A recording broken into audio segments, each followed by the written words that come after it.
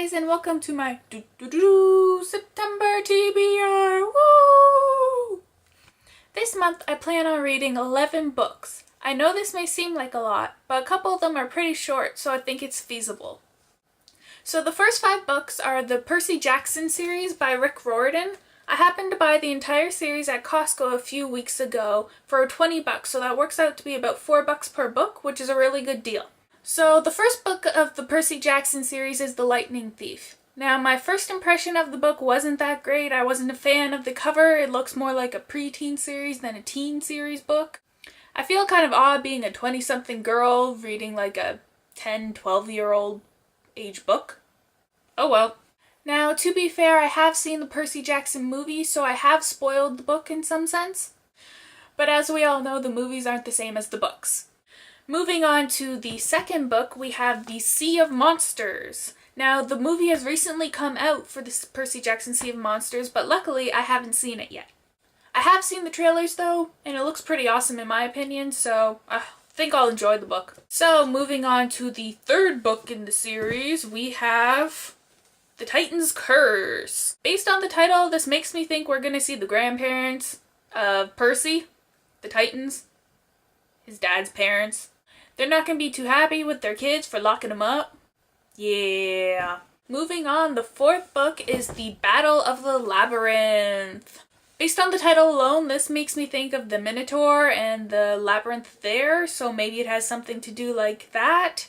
It also makes me think of the demigods and the old Greek heroes used to be set all these tasks, and since Percy is a demigod, makes sense. Just maybe that they're alluding to it? I don't know. We'll see. Alright, so the fifth and final book is The Last Olympian. This title makes me think of a big war on Olympus with all the gods and everything like that, and the last Olympian, maybe the last god?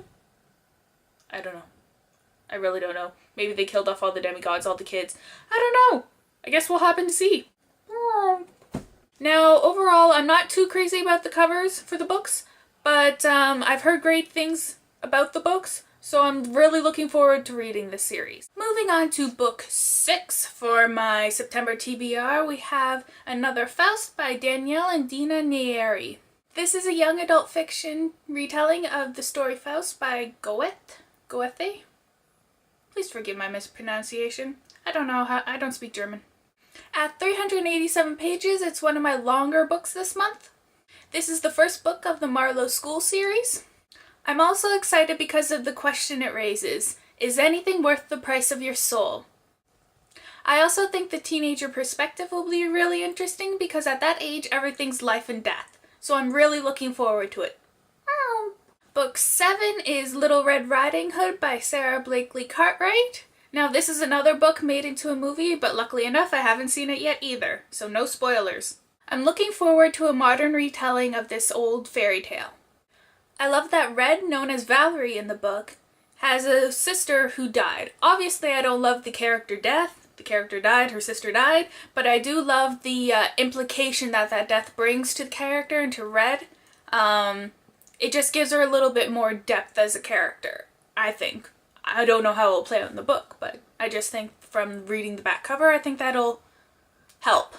Actually, the premise for this book kind of reminds me of the movie The Village. Anybody else? Anyways, I'm super excited to read it. Books 8 and 9 are part of the Summer of Magic Quartet by Andrea Spalding, consisting of The White Horse Talisman and Dance of the Stones. At 183 and 179 pages respectively, these books are 2 of the shortest for this month. I love that 2 kids from Canada go to the UK and have an adventure. Can you give me a what for Canada? The books are placed on real places that exist within the United Kingdom, which only makes it more awesome. Now these are technically rereads for me. I've already read them once, but I wanted to include them anyways. Meow. So far, all of my books have been young adult fiction, so I thought I'd add a couple more genres to change it up.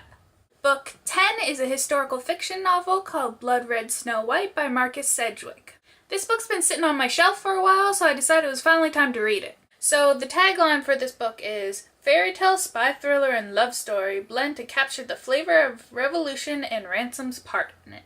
So this book takes place in Russia during the 1917 revolution. The main character is an Englishman named Arthur Ransom who left his wife and child and fell in love with a Russian woman named Eugenia? Evgenia? I don't know. So this just looks like a really interesting book for me, and I love the cover. Isn't it pretty? Meow. Book 11, my last book for my September TBR, is a murder mystery called Buried Secrets by Joseph Finder. This is the second book in the Nick Heller series, and no, I haven't read the first one. I'm just gonna dive right in. Now, my copy of the book is an advanced reader's edition sent to me by St. Martin Press, courtesy of Goodreads.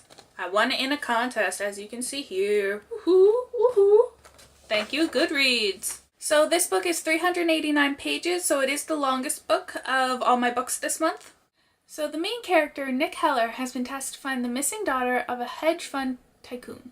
Now on the back cover, I think it's a little bit overdramatic, because we have a rebellious teen, a desperate father, a ruthless killer. Will the truth surface in time to save her? I must admit, I do like a good conspiracy novel though, and it seems like a good read. I'm a little bit nervous about jumping in the middle of a series, only because you get spoilers for the previous book, but oh well. Meow. So that's all 11 books that I hope to read this month. Remember to keep an eye out for book reviews of all the books that I've featured here on my TBR today. Also, if you liked today's video, don't forget to comment, like, and subscribe for more of my videos. Thanks for watching! This is Christine, signing off.